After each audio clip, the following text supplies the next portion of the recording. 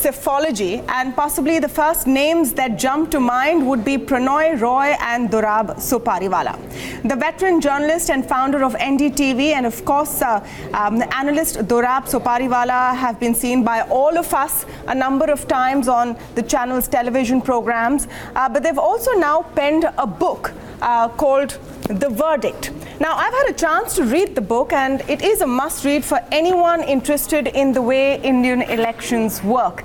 Speaking to me now about The Verdict and on how both these gentlemen see these elections panning out are Prannoy Roy and Dorab Sopariwala. Welcome to both of you, and thank you for speaking with us here on Bloomberg Quint. Mr. Roy, let me start by asking you what are the... Thank you very much, Tamanna. Thank you very much indeed. Okay. Let me start by asking you a bit about the book and why you think it is so relevant at this juncture. We're speaking, of course, just a couple of weeks before the beginning of this mega election.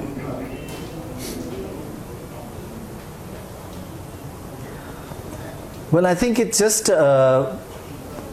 people analyze elections in so many various ways, and many of it is, or some of it is not the way we should look at Indian elections. Indian democracy and the Indian voter has changed dramatically, but in some senses many of us haven't realized the change. So we decided to look at what has changed and how much it has changed, and it's been fascinating to find that India is a completely different democracy today than it was even 25 years ago.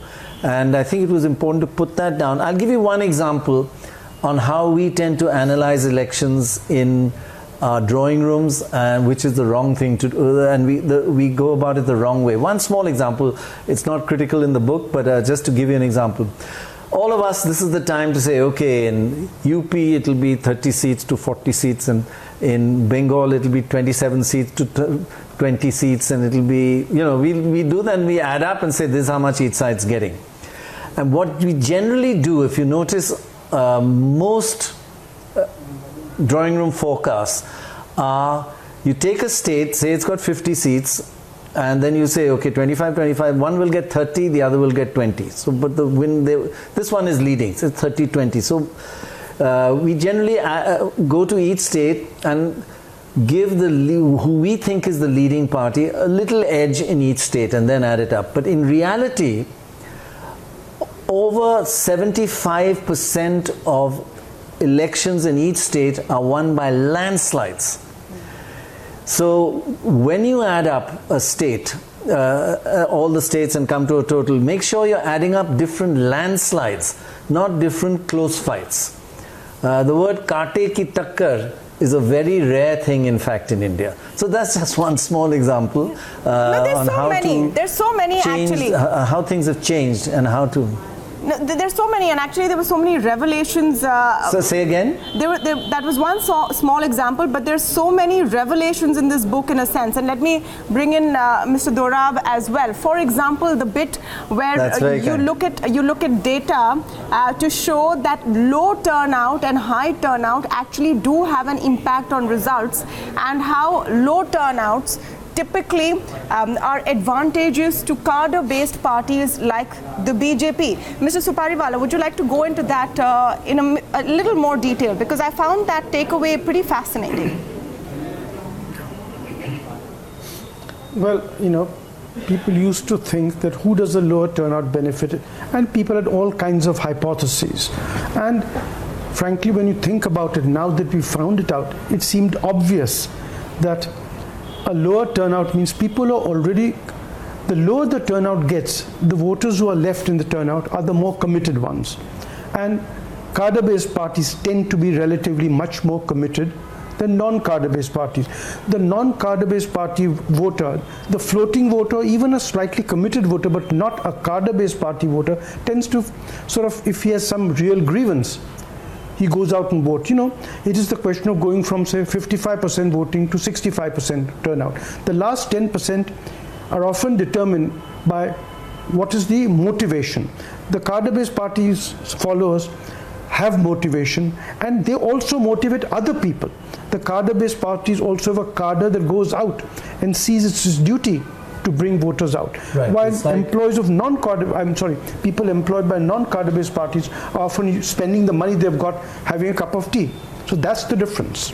Yeah, it's the cadre base, like you have the Panna Pramukhs and the booth Prabharis of the BJP that go and ensure that their supporters do come to the polling booth. They don't rely on voluntary turnout that much. So when there's a low turnout, that means the voluntary voter is less. But the core voter that the party cadre that Dorab is talking about, they ensure their voters come out. So cadre-based parties benefit in a low turnout situation. So in current application, the BJP, being a cadre-based party, benefits more than the others if there's a lower turnout. That's the takeaway, isn't it? Yes. Absolutely right. Okay, another key takeaway, and let's apply it to the current situation, is where you found that assembly elections are in fact good predictors of a Lok Sabha election turnout, or how the Lok Sabha election will work out if the assembly elections are held within a year of the general elections. Now, we saw the 5 major elections in December last year, and the Congress got 3 out of those 5 states, the Hindi heartland states. What is the impact or the importance of that from the perspective of the Lok Sabha elections? Let's go with Mr. Roy first. Well, historically, whoever wins an assembly election, wins the state in an assembly election, does even better in the Lok Sabha election in that state. In fact, the percentage of seats goes up by about 25%. The winner of the state assembly wins 25% more seats in the Lok Sabha elections if it's held within a year. Now, in that sense, based on the historical facts, it's advantage Congress in these 3 states, Chhattisgarh, Madhya Pradesh and Rajasthan. However, it is to be the slight change here is that the Congress in Madhya Pradesh and Rajasthan didn't win with a very large majority. They were narrow victories. Now, how much that gets translates into whether they're going to get an extra 25% like big victories tend to generate in the Lok Sabha, we will see in this election. But yes, based on existing data, when a new government is brought in at a state assembly election, there's still a honeymoon period, and in fact they do implement certain policies between then and the Lok Sabha which help them carry on winning in the winning momentum into the Lok Sabha. So advantage Congress, but how much of it is a little bit a question, because it wasn't a very decisive victory, but still they can hope for a honeymoon phase lasting for a year. Another point I want to come to, which is very relevant to the current elections, is when the book speaks about index of opposition unity, and there is an example specifically of Uttar Pradesh where you argue that if the Congress party with only 8% of seats was part of this Samajwadi Party BSP alliance, the 3 together would have 57 seats. Mr. Dorab, why don't you go first on this key point? Was it a mistake in that context for the Congress to even push away the offer of 2 seats, however insulting they found it, considering they have in a sense given an opportunity to the BJP to divide votes in Uttar Pradesh? Yeah. First, I don't think it's true that they only got the 2 seats. They were offered 8 or 9. These 2 were offered anyway. But the question, they felt it was too little. They have to realize that if you want to win an election, you got to make a sacrifice, because if you don't hang together, you hang separately. So the question is, from being able to reduce the BJP to say around 10 or 15 seats, they've now allowed them to go up to 38, 40 seats. This of course assumes a scenario that's identical to the 2014 scenario, just adding the votes. But yes, I would like to give the example of Bihar, where the BJP, which actually has 21 seats today out of the 40, decided that it would only fight 17 seats because it wanted to hold Nitish Kumar and LJP together. So the question is, in the opposition, if you want to fight the opposition, what you do is get as much heft as you can, even if it makes means making some sacrifice, and that is probably what the Congress has not been able to do. I think the bottom line answer to your question, yes, it's a big mistake by the Congress not to form an alliance. It's a big mistake for the entire opposition, and a big mistake for the Congress itself. And what is perhaps interesting is they've put a very strong candidate, Priyanka Gandhi, in Uttar Pradesh, and they're not part of an alliance. In fact, Priyanka Gandhi is one of the few leaders that the BJP is worried about. And they put a strong candidate. The better she does, ironically, she'll divide the vote more and help the BJP more. No, so if you can take that forward, Mr. Roy, to not just Uttar Pradesh, broader comment on the Congress strategy and narrative so far. There have some alliances which have been formalized in the last few weeks, but they're going it alone in states like Andhra Pradesh, nothing really in West Bengal, even with the left parties. Do you think this strategy is going to backfire? The argument is that they want to sort of set a base for future elections as well, and make sure that they're getting stronger from the ground up. Do you think it's a risky proposition at this point? I agree with your analysis. I think they are living in the past, the Congress, and they don't understand the mechanics and the arithmetic and the chemistry and the science of elections quite yet. And they've never had actually done very well at forming alliances. The BJP is much better, has always been much better. And I mean, for example, this rumor that Rahul Gandhi may stand from North Kerala, there he'd be fighting another opposition party, the CPM. Not if he'd stood from Karnataka, he'd be fighting the BJP and be part of an opposition. So I think they see themselves as distinct from the rest, when frankly at the moment the Congress is like the rest of the opposition and not really hugely different, with a great potential on its own to overtake the BJP. Let's get what they've done this time, as you said, probably they're planning for the future, the longer term. But as Keynes said, in the long run we're all dead. The question is, you've got to look at the short term first.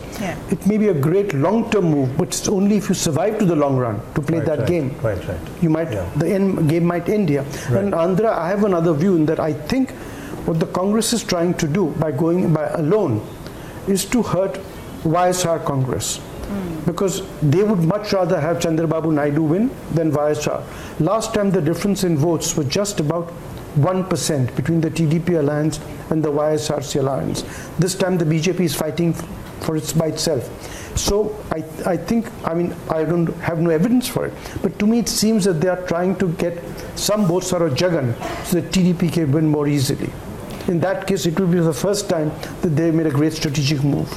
Since we've spoken about the Congress, let's talk a bit about the BJP and what their strategy and their strengths or weaknesses look like at this point. The BJP narrative right now is all about Modi. From his first set of election campaigns or rallies, it seems it's all about national security at the forefront. Mr. Roy, how do you see this campaign going ahead? Today I was listening to the Prime Minister in a television interview saying that 300 seats is what he's expecting, that there is no opposition face versus him at least till 2024. Do you think there is overconfidence there?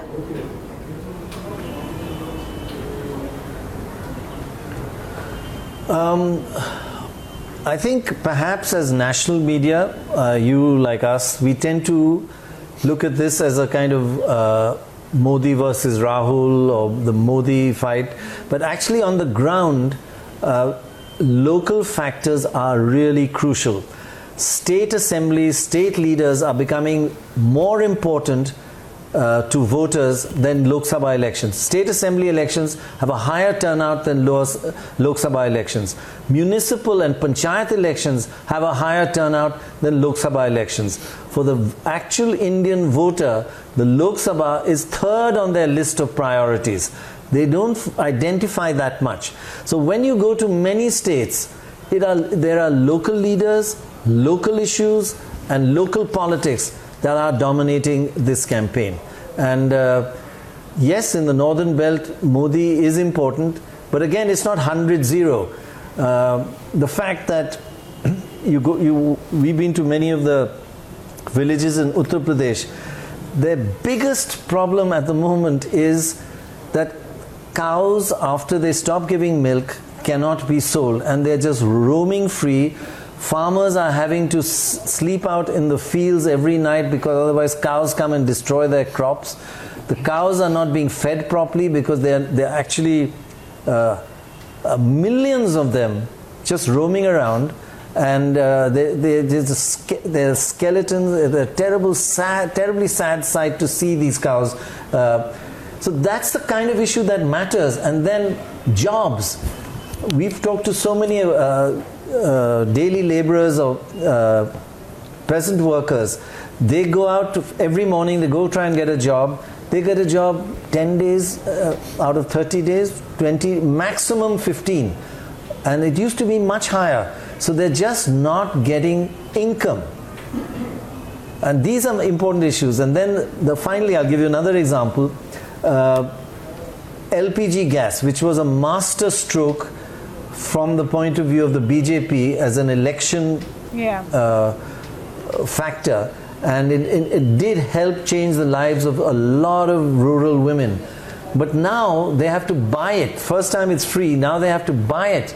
So we saw many houses we walked in where the gas cylinders just lying there, and they're back to using the stove because they can't pay the 600-800 rupees per gas cylinder. So it was a great idea because it targeted women, and women's turnout is now overtaking men's turnout. But there's no follow through in the sense that that is worn out and they can't afford to buy another cylinder now. If I can come back to your 300 seats forecast that Mr. Modi's made, yes. You mustn't forget he has to rally his troops. He can't tell them, give me a minority this time. Right. So he has to rally his troops. And this cry works very much better, I think, in states where the BJP and the Congress are in a direct fight, which is not more than 4 or 5 states. And then he talks about the lack of leadership, which is true, but as Prannoy said, the leaders are always local. And the question I often ask is, in 1977, what is the phase there against Indira Gandhi? None. Finally, you got to deliver. If you deliver, they'll vote for you. And if the local leaders are delivering, or they follow their local leaders, what Mr. Modi is doing is perfect from his point of view. But the question whether it will work or not, I think you also asked whether Fulbama would work. One doesn't know. But the question is, you can't blame him for knocking about 300 seats because, his workers feel energized. His cadres feel energized when he says things like that. And let's be honest, you don't have to tell the truth, for God's sake, in elections. Not at most other times. No, absolutely. The campaigner has to seem as confident as possible. There's so many things I want to ask you, but I know we're short on time. Just one quick thing about what are you making of the Nyay promise, the minimum income guarantee promise? Do you think it's really going to make a huge impact and a change for the Congress at this point? I think it is a smart election tactics, the smartest election policy announcement that the Congress has made in this entire campaign so far. 72,000 rupees for the poorest is a lot of money. We found that 6,000 that the BJP is giving was not really the farmers were not very impressed by that. But 72,000 is serious. Now, you and I can go into, will it burst the budget deficit? And now there are the economists, of course, if you have 3 economists, you'll have 20 views. But as far as an election campaign is concerned, it will have an impact. We'll have to, when we do our polls, we'll measure the degree of impact. We must realize that it's very difficult to forecast the impact of anything by gut feel. A 3% change in votes causes 100 seats to change hands. 100 out of 543. And how can you feel, how do you gut feel for 3%? So the impact of anything we believe should be measured by massive, scientifically done opinion polls, and all forecasting should be done by that. While us at this stage, before we do our polls, are just looking at the story and the issues in this election and what is important to voters, but without actually converting that from votes and votes into seats. You know, governments that are in power run on their record. Oppositions run on their promises. Yeah. Now, the extent to which you communicate this promise and the extent to which voters, don't forget, the access of opposition parties of all kinds to media is somewhat limited. The ruling party does have a much greater hold over the media or access to the media. To that extent, a policy like that has to get to people. People have to understand it. Of course, people do understand, but you know, you have to communicate something. Having a great idea isn't enough. People have to know about it. If they know about it, it will make a difference. How much? No one can tell. You've actually led me to my next question, Mr. Sopariwala. The impact of the media, your traditional television, print media, as well as social media in this election, more than any other. Do you think that there will be an outsized impact, or are all of us who are bombarded with this media overestimating how the average voter will be influenced by it? I think media certainly influences us. I'm sorry, we access media very much more than it used to, particularly the social media. And I'd much rather Prannoy talk about social media because I know very little about it. It's past my pay grade and my age grade. So the question is, I think that we are, you know, the English media, for instance, television reaches fewer than 2% of the population of the country. People listen to it, but whether you're in a position to convert somebody is another issue. The objective of political communication is not to inform, but to inform and convert. So the fact that I watch channel A does not mean I'll go by what channel B says, but the question is, social media, things could be different, and let Prannoy talk about that. Yes. Well, I think, first of all, in traditional media, I think all of us in traditional media tend to overestimate our importance.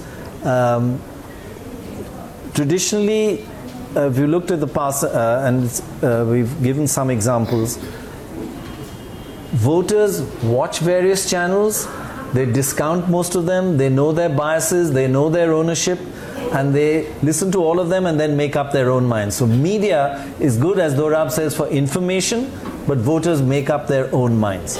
In terms of social media, this is a WhatsApp election.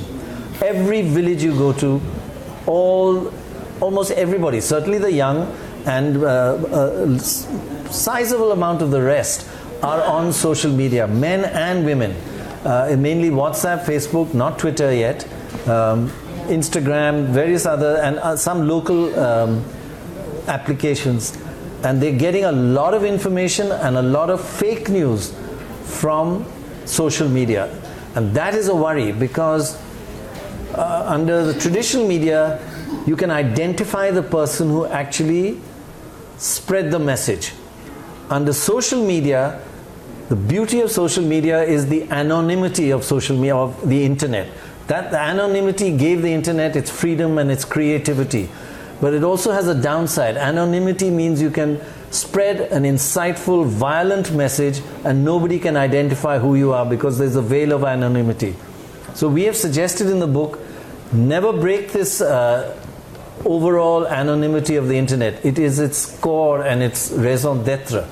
But there should be, in the rarest of rare cases, the ability to lift the veil of anonymity and find out who's planted a fake, violent, insightful message, and that person needs to be punished.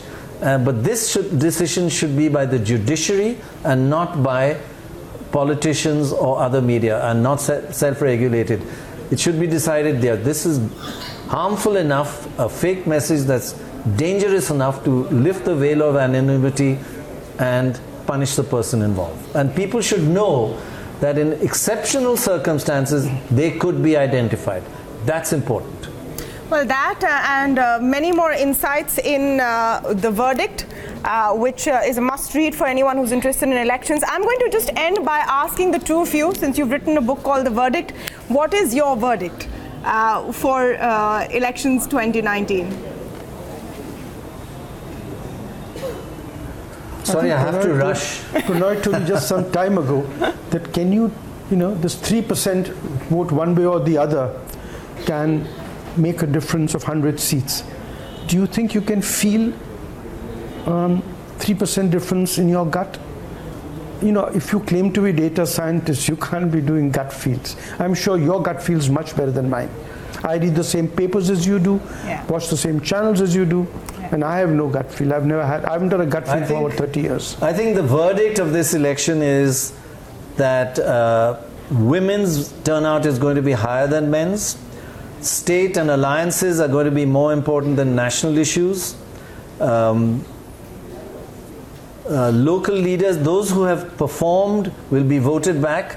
Those who have not performed will perish, and that never used to be a case, because the verdict is that we have a much wiser, maturer voter today than ever before, and we have a wonderful, maturing and beautiful democracy, and it is getting better and better and stronger with every election. And this is going to as I said, like just the fact that women's turnout is going to overtake men when it used to be 15 to 20% behind men is a heartwarming statistic.